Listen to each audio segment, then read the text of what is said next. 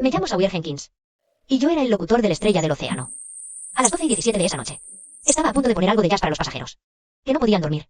La señal estaba estable hasta que se cortó. De repente, una estática atravesó mis auriculares. Ayuda. Estoy atrapado debajo de la sala de máquinas. Subí el volumen al máximo. Y pregunté 3 veces. ¿Quién eres? ¿Dónde estás? ¿Puedes oírme? Lo único que recibí fue un sonido rasposo. Como olas arrastrándose por el casco. Ahí supe que no era interferencia. Era una persona real. Según las reglas, abandonar mi puesto significaba arriesgarlo todo. Pero mientras el silencio se cerraba, supe que no podía quedarme ahí sentado. Agarré una linterna vieja del cajón. Salí de la cabina cálida. Y bajé hacia el frío vientre metálico del barco. Al final del pasillo de la cubierta inferior. Escondido entre grasa y tuberías. Lo encontré, una rejilla de ventilación suelta. Me agaché. Apunté la luz hacia el polvo y el corazón se me detuvo. Desde la más absoluta oscuridad. 7 pares de ojos me devolvieron la mirada. Tuve que meterme yo mismo por la ventilación. Era incluso más estrecho de lo que esperaba, mis hombros y codos. No dejaban de rozar contra el metal. Cuanto más avanzaba, más calor y más pesado. Se sentía el aire y el ruido del motor aumentaba, tan fuerte, que podía oír mi propia respiración rebotando en las paredes. Cuando por fin bajé de la ventilación, vi lo que había realmente ahí dentro. No era una persona, eran 7, un anciano. Hombres adultos, mujeres. Y una niña muy pequeña. Todos estaban apiñados en ese compartimento oculto bajo el barco, como si fueran gente que alguien se había esforzado en mantener fuera de la vista. Pero la que volvió más fuerte fue la niña, de unos 12 años. Estaba abrazando sus rodillas y mirándome, como si intentara decidir si yo realmente iba a sacarlos de allí en ese momento. Solo tenía un pensamiento, sacarlos primero. Ayudé al más cercano y le dije a Lie que no se apartara. Y empecé a sacar a los 7. Pero en cuanto pisamos el pasillo, una linterna se encendió al fondo. No era seguridad. Era el capitán Víctor, mi propio tío, para ver qué había realmente dentro. Víctor no se abalanzó sobre nosotros. Ni siquiera preguntó quiénes eran. Solo bajó la linterna, dejando que el haz pasara de mi cara a las 7 personas detrás de mí. Ahí fue cuando entendí que no solo se había enterado. Ya lo sabía. Sawyer, encontraste algo que no debías encontrar. No parecía sorprendido en absoluto. Señalé a las 7 personas. Y el pensamiento me volaba una y otra vez. Llevaban ahí abajo 12 días. Si se quedaban más tiempo, alguien iba a morir. El anciano tiene fiebre y la niña está deshidratada. ¿Es que no lo ves? Lo veo. Pensé que al menos entraría en pánico un segundo. Pero no lo hizo. No tienen billete. Si esto se sabe, retienen el barco entero. Era como si ya hubiera hecho las cuentas. Lo que este barco perdería si saliera todo a la luz. ¿Y ellos qué? En el próximo puerto los devolverán. Víctor dijo que los deportarían en el próximo puerto. Lo miré y por un segundo al hombre que me enseñó a nadar cuando era niño. Pero el hombre que tenía delante ahora estaba dispuesto a matar 7 personas medio muertas de vuelta a la oscuridad. No los llevé de vuelta a aquel compartimento. En cuanto Víctor desapareció de la vista, llevé a los 7 esquivando las cámaras hacia la zona de la tripulación. En cada esquina me paraba primero y escuchaba. No hagáis ni un ruido, seguime. Solo cuando el pasillo seguía en silencio les dejaba avanzar. Los escondí en un almacén junto a la zona de descanso de la tripulación. Apenas tenía 6 metros cuadrados. Lleno de chalecos salvavidas viejos y cabos de repuesto. Aparté los trastos contra la pared. Y les dije que se sentaran. ¿De verdad nos vas a ayudar? Sí, pero ahora mismo tienen que guardar silencio. Lie no se sentó. ¿Nos van a devolver? Su voz era tan baja que apenas se oía. Pero preguntas lo que todos los demás temían preguntar. Mientras yo esté aquí. Fui a la enfermería por medicinas para la fiebre, vendas y un termómetro. Luego me escabullí a la cocina por sándwiches y agua. La fiebre del anciano era alta y sus labios no dejaban de moverse. Está dando las gracias. Los pasos afuera no se detuvieron en nuestra puerta. Pero me dejaron claro que se nos acababa el tiempo. A las 2 de la madrugada. Volví al cuarto de almacenamiento. Con una grabadora en la mano. Un solo anuncio del barco no podía salvarlos. Pero ¿y si todo el barco los escuchaba? Le dije a Marcos que necesitaba sus nombres. Necesito sus nombres. ¿Qué les pasó y quién los encerró allá abajo? Podía notar que no desconfiaba de mí. Sabía que una vez que lo dijera en voz alta, ya no habría vuelta atrás. Si nadie los escucha, puede que ni siquiera lleguen a la costa. Marcos se quedó en silencio un largo rato. Hasta que por fin asintió. Uno a uno empezaron a hablar. Solo quiero que mi hija esté a salvo. Uno había huido de la guerra. Otro había perdido a su familia. Otro solo quería dormir en algún lugar, sin despertar con disparos. Mi mamá iba en otro barco. Pensé que iba a decir que tenía hambre o miedo. ¿Cuándo fue la última vez que la viste? Pero habló de su madre. Hace 2 meses. En el Mediterráneo. Al amanecer, el barco actuaba como si no hubiera pasado nada. Los pasajeros tomaban fotos. Bebían, hacían fila para los espectáculos. Y yo estaba sola en la sala de transmisión. Llevamos 12 días encerrados ahí abajo. Quiero encontrar a mi mamá. La puerta se abrió sin tocar. Víctor entró, miró de reojo la grabadora sobre mi escritorio. Y luego me miró fijamente. No perdió el tiempo. Su primera pregunta fue dónde los había escondido. Después de atacar en Marsella, yo me encargaré de todo correctamente. Correctamente. ¿Te refieres a salvarlos o a hacerlos desaparecer? La ley marítima tiene sus límites, señor. Tengo un barco entero de personas que proteger. ¿Y la gente de abajo no son personas? No me presiones. Después de que se fue, intenté probar la transmisión general del barco. Los controles principales estaban bloqueados. La pantalla estaba negra. Alguien había revisado mi grabadora. Pero olvidaron una cosa. En la esquina de esa sala. Todavía había una vieja consola de respaldo de los 90. A las 10 de esa noche, me senté frente a la consola de respaldo, con las palmas sudorosas. El sistema principal estaba bloqueado, pero esa vieja máquina aún podía llevar una voz. Por todo el barco. Cuando se encendió la luz roja, supe que ya no había vuelta atrás. Damas y caballeros, les habla Sawyer, el anunciador de su barco. Lamento interrumpirlos, pero hay algo que necesitan escuchar. Mi madre está en Miami. Ella no sabe que sigo vivo. Tengo 73 años y solo quiero morir en algún lugar tranquilo. Quiero encontrar a mi mamá. Cuando terminaron las grabaciones, fue como si todo el barco se congelara. Nadie en el comedor volvió a tocar el tenedor. Nadie en el bar levantó una copa. La gente se detuvo en los pasillos, todos escuchando la misma voz. No son carga. Solo están tratando de seguir vivos. En el instante en que apagué el micrófono, el canal del puente se encendió en mis audífonos. No preguntaron qué había pasado. Solo dieron una orden. Cierren la sala de transmisión ahora.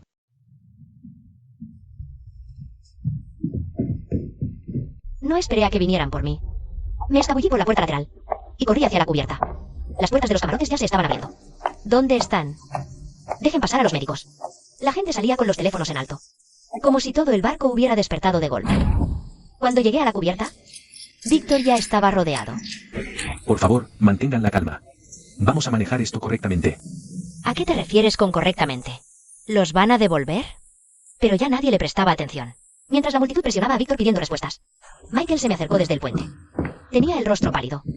Sawyer, el segundo oficial desapareció. ¿Qué quieres decir? Las llaves de la bodega también faltan. Como si acabara de confirmar algo aún peor. Y... me giré y corrí de vuelta al área de la tripulación. Abrí la puerta de la bodega de un empujón. Todos seguían allí, salvo por el lugar donde Lie había estado sentada. Estaba vacío. Me quedé mirando la manta vacía. Y de golpe todo encajó. Un hombre de uniforme blanco entró. Dijo que Lie necesitaba una revisión médica privada. Y que ella se fue con él. Lie era una niña. La única testigo que podía enfurecer a los pasajeros. Michael y yo nos separamos. Pasé corriendo por la enfermería y la zona de almacenamiento.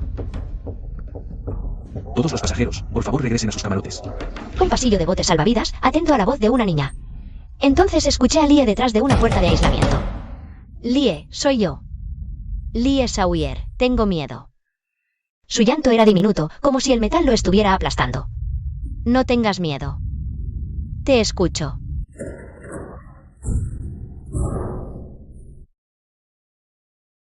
No debiste haber venido. Y que se nos acababa el tiempo. Las luces de Marsella ya se reflejaban en el agua. En cuanto se abrió, vi a Lia acurrucada en la esquina. ¿Vamos a morir? No, ya va a amanecer. Y el segundo oficial, intentando escabullirse por el otro pasillo. A las 6 de la mañana el barco se acercaba a Marsella. El muelle ya estaba lleno de periodistas, policías y trabajadores de derechos humanos. Los vídeos que los pasajeros habían publicado durante la noche hicieron imposible que la compañía ocultara lo que pasó. ¿Voy a encontrar a mi mamá? Te ayudaré a encontrarla. Por primera vez, los 7 estuvieron bajo la luz del sol. Ese día detuvieron al segundo oficial. Víctor fue suspendido. A mí me despidieron y la razón que me dieron fue simple. Uso no autorizado del sistema de transmisión. Pensé que la historia terminaba ahí. Hasta que una semana después llegó una carta desde Marsella. Después de Marsella seguí esperando noticias. Unos días después por fin llegó una carta de Marcos. Decía que los habían llevado a un centro de refugiados en Francia. Y que por ahora estaban a salvo. Dentro también había una foto. En ella Lie abrazaba a su madre, llorando tan fuerte que tenía los ojos hinchados. Dejándome, al reverso solo había una frase. Gracias por dejarme vivir. Lloré por mucho tiempo. Por un momento pensé, que ese era el mejor final que íbamos a tener. Pero esa misma noche sonó mi teléfono. Era un número que no conocía. ¿Soldado? Mi nombre es Elena. La recordé de inmediato. La mujer de la esquina, cuya pierna apenas la sostenía. Yo sé quién nos subió a ese barco. No llamaba para agradecerme. Dijo que sabía quién había subido a esas 7 personas al barco. En primer lugar. Pero antes de que eso pasara, la empresa se adelantó. La gerencia del Caribbean Star. No tenía conocimiento de esto. ¿Cómo podrías no saberlo? El vídeo del rescate se difundió por todas partes. Y dieron una conferencia de prensa. Para deslindarse. Primero. Tenemos razones para creer que sus acciones pudieron haber contribuido al incidente. Y luego dijeron que usé el sistema de altavoces. Sin autorización y que incité a los pasajeros. Al poco tiempo empezaron a circular vídeos editados en internet. Y el ambiente cambió. Esa noche, mi madre se sentó frente a mí en la mesa. Sawyer, ¿quieres parar? Si me detengo ahora, van a reducir a esas 7 personas a un error de gestión.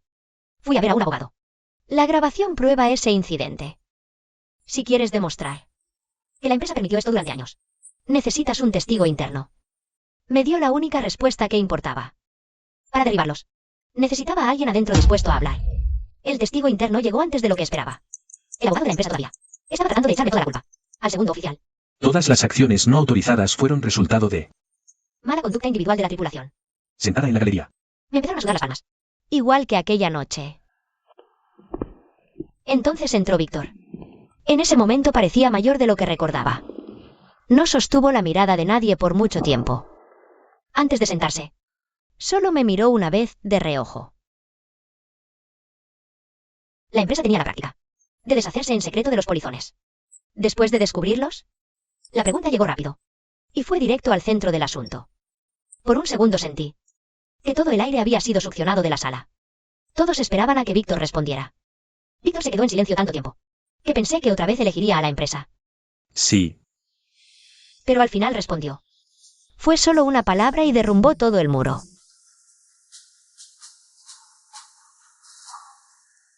Después de la audiencia, pensé que por fin podría respirar. Pero poco después llegó un nuevo correo a mi bandeja. Sálvelos. Por favor, había 3 polizones en otro buque de carga encerrados cerca de la vía de navegación. El remitente no dejó nombre, solo una frase. No preguntes quién soy. No sobrevivirán la noche. Ahí fue cuando lo entendí, doctora. El Estrella del Océano nunca fue el único barco. Logramos sacar a esas 7 personas. Pero había más. Escondidas en lugares que nadie debía ver. Esto no podía seguir dependiendo de la suerte. Hola. Hola, quisiera establecer un sistema anónimo de denuncias. ¿Sabe cuántas navieras va a ofender? Con esto, La persona al otro lado se quedó callada. Un segundo de silencio, como si estuviera decidiendo si yo había perdido la razón. Pero yo sabía algo. Lo sé. Si nadie respondía a correos como ese, las voces en la oscuridad se quedarían en la oscuridad para siempre. Esa no tenía sala de transmisión ni micrófono para todo el barco. Solo tenía un correo anónimo. Y una cuenta regresiva de 48 horas. Contra el reloj. Contacté a un abogado portuario, a un médico. Y a la guardia costera, todo a la vez. No hay personas no autorizadas en nuestra embarcación. Pero la compañía de carga negó rotundamente que hubiera alguien a bordo. Mensaje rechazado. El informante anónimo finalmente envió otro mensaje. Paul finalmente salió del anonimato. Si descubren que fui yo, estoy acabado. Aún así, me dijo exactamente dónde estaban esas 3 personas. Primero los sacamos. El día que el barco atracó, la policía realmente encontró a esas 3 personas. Cerca de la bodega de refrigeración. Cuando la ambulancia se alejó, pensé que habíamos ganado. Pero esa noche Paul me llamó y su voz estaba destrozada. Me despidieron. La noche que despidieron a Paul, finalmente entendí. Sacar a la gente no era suficiente. Cualquiera con el valor de hablar necesitaba un lugar donde aterrizar. Así que Elena y yo alquilamos una oficina diminuta. Derechos de mar, convertimos todo en un proceso. Pensé que estábamos construyendo una organización benéfica. Entonces Elena miró el gráfico y negó con la cabeza. Esto no es caridad. Entonces, ¿qué es? Es otro tipo de transmisión. Reportar, proteger la fuente. Nuestro primer trabajo fue encontrarle uno nuevo a Paul. El segundo, conectar el sistema anónimo a más puertos. El tercero, asegurarnos de que cada denunciante tuviera una salida. El teléfono sonaba de la mañana a la noche. Y los nombres en la pizarra seguían multiplicándose. Los Ángeles esperaba ayudar a 5 personas. Pero nuestro primer caso lo ganamos. Y a la persona que rescatamos le concedieron asilo. Justo como pensé. La organización por fin podría sostenerse por sí misma. Llamaron del hospital. Sawyer Víctor está gravemente enfermo. Quiere verte. Cuando llegué al hospital, Víctor parecía otro hombre. El monitor no paraba de pitar a su lado. Cuando me vio, sus labios se movieron durante un largo rato. Antes de que por fin lograra decir mi nombre. Así que sí. Llevaba mucho tiempo sin llamarlo tío. Tío. En aquel entonces no era que no supiera distinguir el bien del mal. Simplemente tenía demasiado miedo. No me pidió que lo perdonara. Solo me entregó un disco duro viejo y un testamento. El dinero va para los que siguen vivos. Y las pruebas van para los que aún no han sido escuchados. Unos días después se fue. No usé el dinero para un funeral. Lo usé para el caso de inmigración de la madre de Lie. Víctor no había salvado a esas 7 personas aquella noche. Pero al final ayudó a salvar el futuro de una familia. Me escribía a menudo. Decía que quería estudiar comunicación. Pero a veces mandaba frente. Le sudaban las manos. La llevé a una pequeña emisora de radio. Se paró frente al micrófono, pellizcando el borde de su camisa, con miedo hasta de respirar muy fuerte. ¿De qué tienes miedo? Recordé la primera vez que la vi. Lo suave que dijo su propio nombre. Así que no la presioné para hablar. Entonces no hables todavía. Solo pon la música. Después de ese día, solo le pasé un disco de jazz. Lie empezó a entrar sola a los estudios.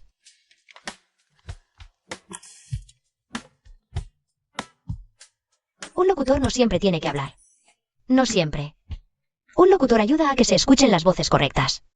3 meses después me envió una captura de pantalla. No era una persona sin miedo, pero estaba avanzando hacia su propia voz. La noche en que Lie condujo su primer programa nocturno, me senté junto a la radio, sintiendo más nervios que nunca. Que en mi propia transmisión. No me había dicho de qué trataba el episodio. Solo dijo, escucha hasta el final. Conectó a una oyente que había sobrevivido en el mar. Una vez estuve encerrada. Encerrada en la cubierta inferior de un crucero. Un locutor nos salvó. Cuando la voz de la mujer salió por la radio, mis dedos se congelaron. Sabía que estaba recordando aquella noche. La rejilla, la linterna, la oscuridad. Ese locutor es un ejemplo para todos nosotros. Ese locutor es un ejemplo para todos nosotros. Ese locutor es un ejemplo para todos nosotros. Si estás en la oscuridad, por favor no creas que nadie puede oírte. Estaba a punto de respirar. Cuando se encendió la luz de la línea directa. Un barco ha desaparecido en el Mediterráneo. Después de la llamada a la línea directa, solo teníamos una coordenada muy aproximada. La zona era demasiado amplia. Y podría haber niños a bordo. No teníamos un barco de rescate propio. Así que lo único que podíamos hacer era llamar a barcos cercanos. Una y otra vez. La mayoría de las llamadas volvían con la misma respuesta. No son una agencia oficial. Dejen de causar problemas. La gente está allá afuera en el mar. No pueden esperar por trámites. Esa noche, Elena se quedó mirando el tramo vacío de mar en el mapa. Durante mucho tiempo. No se quejó y no intentó consolarme.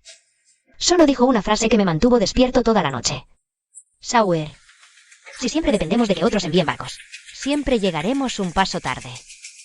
Al día siguiente lanzamos una colecta para construir nuestro propio pequeño barco de rescate. Hubo muchas dudas. Y al principio los números avanzaban lentamente. Yo fui una vez ese niño esperando ser escuchado. Hasta que Lie salió al aire y contó su propia historia. 20,86 desde la cubierta inferior por primera vez. Cuando a Elena le diagnosticaron cáncer, el miedo no fue lo primero que mencionó. Estaba acostada en una cama de hospital, con expedientes de casos a su lado. Y me miró y dijo que el trabajo no podía detenerse. La organización no puede detenerse. Me empujó sus contactos, hojas de casos y listas de abogados a las manos. Retrocedí sin querer, porque sabía que esos papeles no eran solo archivos. No soy abogada. Eres la voz. Eran toda una red de rescate en el mar. Después de asumir la oficina de derechos marítimos, trasladé la oficina a Miami, más cerca del puerto y más cerca del peligro. El primer día llegaron 3 reportes. Se había convertido en una red. ¿Tienes miedo? Esa noche Lie llamó y preguntó si tenía miedo.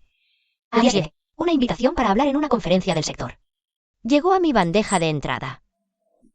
Hace años. Me despidieron por presionar ese botón de transmisión muchos años después. Estaba frente a toda la industria marítima. Y aún me sudaban las palmas. Era la ocasión que nuestro mundo esperaba por respuestas. Lo reduje a 4 simples pasos: identificar, proteger. Reportar y rescatar esa noche. ¿Tienes idea de cuánto riesgo operativo? Esto va a sumar si encierran gente en la cubierta inferior. El riesgo no deja de existir. 3 empresas firmaron en el acto. Otros guardaron los documentos en sus maletines. Y dijeron que necesitaban revisarlos. Sabía que a veces revisar no significa precaución, significa demora. Si hubiéramos tenido eso antes, yo habría hablado. Ni siquiera me había quitado la placa cuando una alerta llegó a mi teléfono. La empresa que se negó a firmar ya había despedido a los tripulantes. ¿Que los denunciaron? No es que no entendieran, entendieron. Perfectamente, y por eso tienen miedo. No hemos tomado represalias. No hemos tomado represalias. El empleado se fue. Por un asunto disciplinario interno. La empresa lo negó todo primero. Luego dijeron que el denunciante no había sido castigado. Se había ido por un problema disciplinario interno. Sentado en nuestra oficina. Vi repetirse el mismo guión de siempre. Le entregué las pruebas a la prensa. Al día siguiente, más marineros comenzaron a enviar material de forma anónima. Y los reportes inundaron nuestro sistema como una marea. Entonces publica las pruebas. Los teléfonos sonaban tanto que se sentían calientes. Lie entró a ayudar, contestando llamadas y escribiendo lo más rápido que podía. Levantó la vista y preguntó si nos íbamos a quedar atrás. Sawyer, ¿nos vamos a quedar atrás? Sí, pero no poder con todo. No significa que dejemos de escuchar. Trabajamos hasta el amanecer. Cuando por fin los teléfonos se callaron, el de Lie se iluminó. Se quedó mirándolo por un largo rato. Y luego habló tan bajito, que parecía tener miedo de despertar algo. La estrella del océano la había invitado a ser su nueva locutora. La estrella del océano. Quieren que sea la nueva locutora. Años después volví a abordar la estrella del océano. Esta vez como pasajero. El barco había sido renovado. Damas y caballeros, bienvenidos a bordo de la estrella del océano. Abrí la puerta de la cabina de transmisión. Ella estaba sentada en la mesa, con un lado de los audífonos puesto. Trabajando como yo solía hacerlo.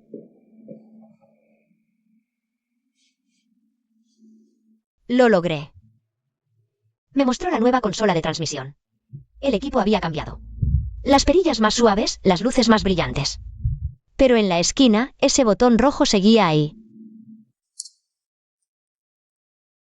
En realidad, más tarde esa noche, la sala de transmisión solo estaba iluminada por los equipos.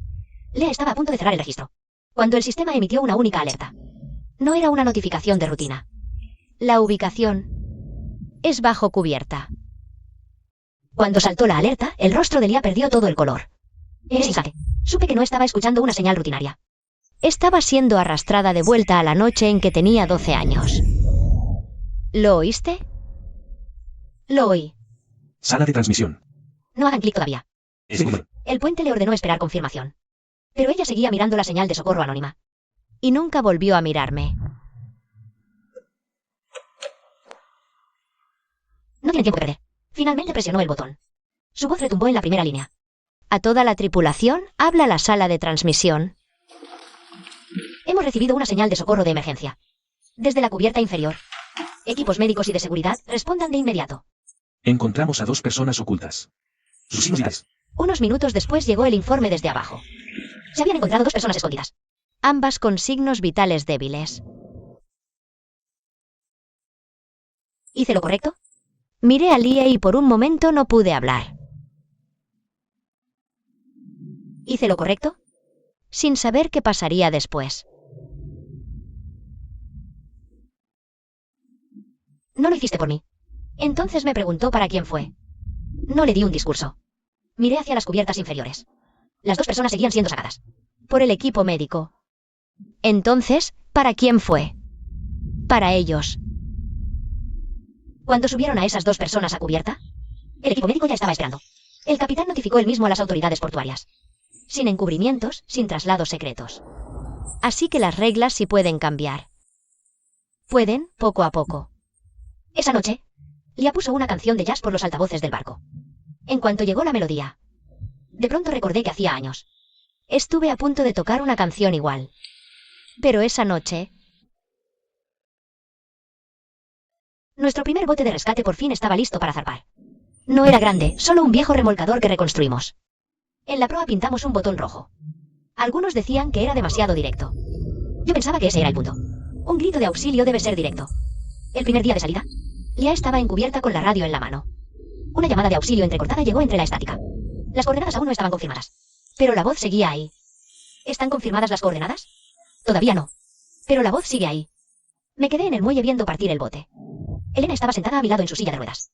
¿Ves? Las voces de verdad se convierten en botes. Miró la pequeña luz, desapareciendo en la niebla. Y dijo. 3 horas después, el bote volvió a llamar. La voz de Laia llegó por la radio. Firme, pero más pesada que cualquier transmisión que hubiera escuchado. Dijo que habían encontrado el objetivo. Había niños a bordo. Hay niños a bordo.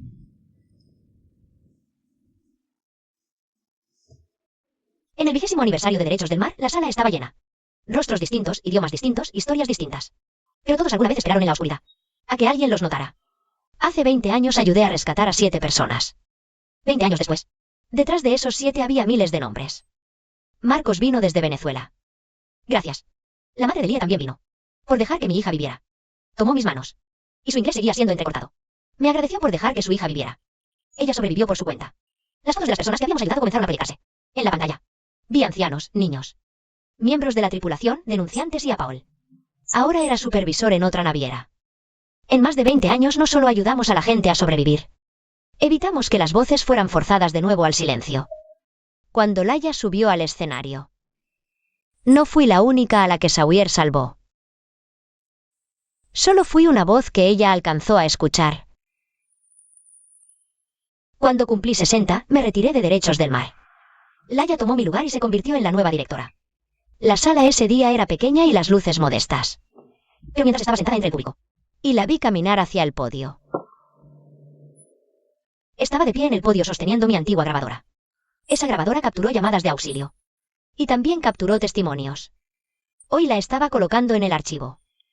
No para enterrarla. Me miró y dijo. Le había enseñado que un locutor no tiene que seguir hablando. Tú me enseñaste eso. Un locutor no siempre tiene que seguir hablando.